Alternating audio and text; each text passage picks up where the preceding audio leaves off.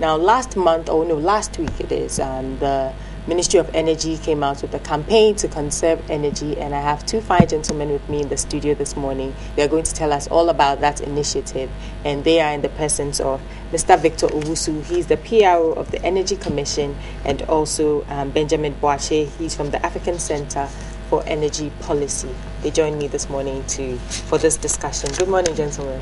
Good morning. How are you doing? I'm doing great. Okay, Mr. Owusu, I'll start with you first. When we say energy conservation, what do we mean?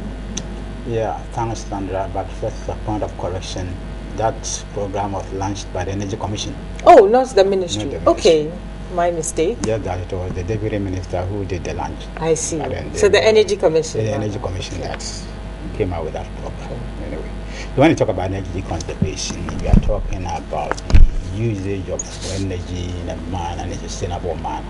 Let me put it that way, in a very sustainable manner, in a very wise manner of using electricity. You're conserving it, you're preserving it, you're using it wisely. That is what we mean by energy conservation. Okay. Now, you're asking Ghanaians to conserve energy. Yes. How would you like us to do that? We are asking Ghanaians to conserve energy by switching off their deep freezers during the peak hours, peak times of the day. Deep freezer, not the refrigerator. Freezer, not the refrigerator. The deep freezer and air conditioners. Right, these are the two major energy consuming appliances in our homes. And we believe that if we are able to switch off these appliances during the peak times, between 6 p.m. and 12 midnight, we will conserve a lot of energy. That will make power available for all of us to watch our World Cup and see our Blasters in action. Okay. Why now? Why are we undertaking this initiative now? Why didn't we do it from way back? I mean, this is not this. We haven't just faced this crisis. It's always been there. So why now? Thank you very much. I think the conservation strategies have always been there. Yeah. Energy Commission has other programs, for example, to change some freezers, where they give subsidies to people who want to procure new freezers and all that. So that effort has been there. But we are at a critical situation where a lot of our generators are not working, and therefore we need to save on our consumption so that we can make power available for the critical things that we need right now, which of course is the World Cup primarily. So it's a good attempt to encourage people to switch off some appliances that might not be critically needed, during the peak period. So it's not just the air conditioning and the it's not just the air conditioning. That's what they are targeting. Now. But if you realize that, even watching football, you can do without the light in your hall, you might as well want to turn it off so that you conserve and stay in the dark stay in the car and watch the football, so that you So is this just for the duration of the tournament? Are we just doing this for the World Cup period? After that, do we go back to leaving our refrigerators and other appliances on? Conservation should be a culture that everybody should practice. One, to save on your bill, okay, and also to reduce stress on the generators. But for us as a center and a policy think tank, I said to myself that this is the last time I would want to do a public engagement or supporting such an initiative on a broader scale, to push people to cut down on their demand in that manner. Because in energy conservation, what you do really is to punish for consuming when you don't need it. You understand? So you have a tariff regime that charges people when they consume more. Okay? But we are at a situation where we don't have the generating capacity altogether, so then you are telling people, even if ideally you are supposed to consume X amount of energy, cut it by, say, 20% or 10% because we are not able to make that available to you. So we are sort of compelled to engage in this process so that given the plans in place to bring on generation, Ghanaians can cope with the situation as of now. But going forward, you want to bring in a good regime that forces people to pay for extra, consumption, because in the generation systems, there are various level of cost, when you bring in another generation. If you are consuming power from a hydro source like Akosombo, that is a bit cheaper. So when you put that at the base, people can pay cheaper rates for that consumption. But when we move on to a higher level of using thermal, that is gas or crude oil, then somebody using that kind of energy has got to pay the right price for that energy. So what you do is that you stratify the pricing regime to make it possible for people to pay for demanding higher, So on a large scale energy conservation approach, you want to make sure that you are not spending so much money on conservation rather than punishing for consuming more. Do you think this campaign will work? It's an encouragement. We cannot be certain. We're only encouraging Ghanaians to comply so that your light wouldn't go off. But also, if we don't comply, our lights will go off. There wouldn't be enough. Because there will be a lot of pressure. Most of the plants are down as of now. So how long do you foresee this lasting for? This campaign... is this sustainable?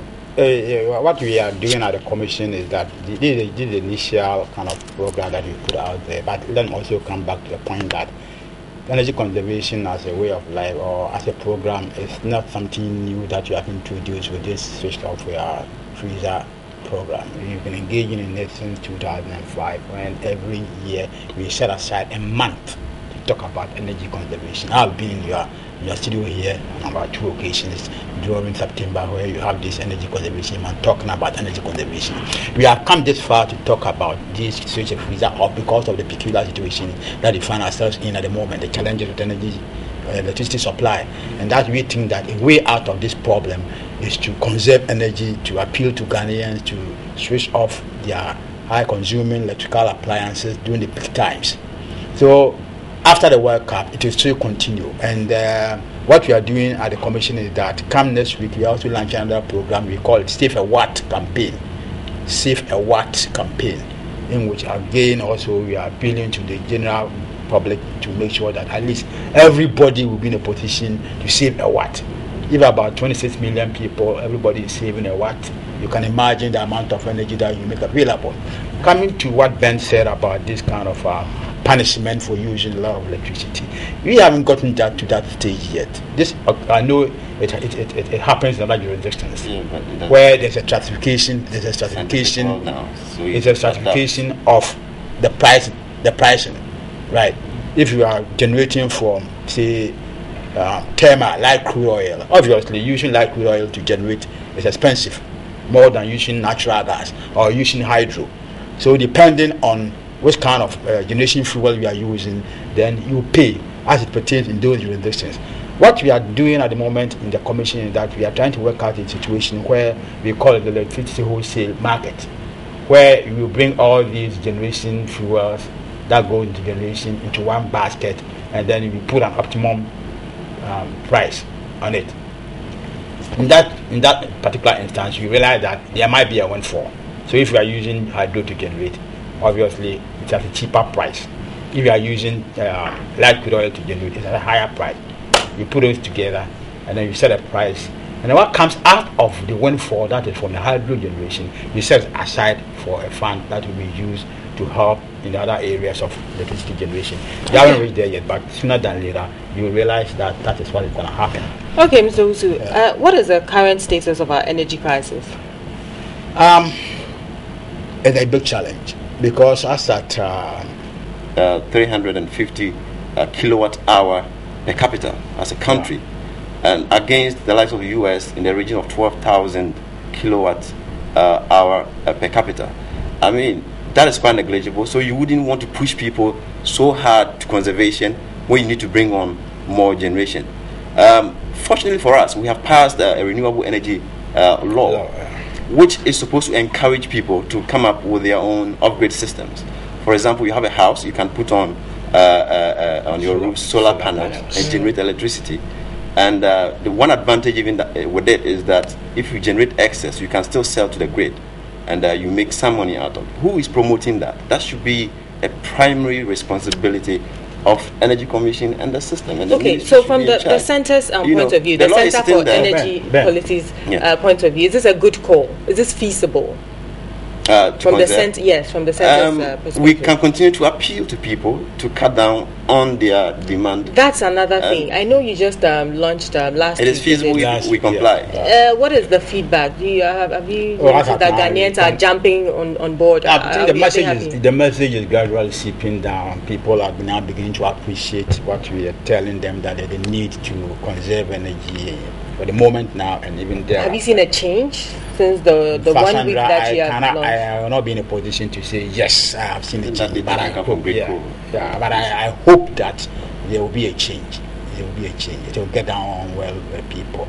But when people begin to appreciate the campaign, they see that the light is always available, and it's not as the incidents are minimal. The incidents of Dumso is minimized. Then people will then begin to appreciate that the message that we are telling them is true, and that they should then buy into it. Okay. All right. So finally, before we go, can you just quickly give us some of the ways in which we can conserve energy? I mean, we've talked about the air conditioners and the deep freezers. Any other little things we can do to help this process? Any electrical appliance that you think you can do that's not used at the moment. At some point, you can turn it off within the peak hours. That's 6 so just PM. During the peak hours. For the rest of the time, we can have our appliances. You can conserve any time. You save on your bill as well. I hope the ministries will also do that, because there have been reports of some of the ministries leaving their air conditioners and lights on at night.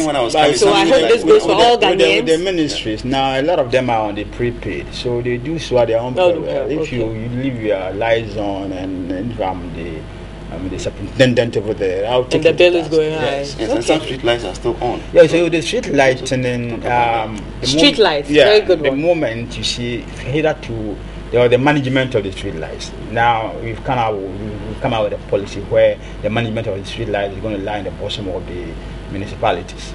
They're going to take care of that, and you make sure that hitherto nobody was actually in charge. You go to ECG, they tell you that you are not in charge. You go to ESG, they are not in charge. But now we have put it directly under the MMDA, the municipalities and the district assembly. So they are going to make sure that the street lights are not on during the day and during times you need it. Okay, thank you very much, gentlemen. We appreciate you being here this morning. You've heard it all. Let's all try and conserve energy, just so we can enjoy the football. And of course, not just during the period, but it will go a long way to helping us with this doomso for a very long time.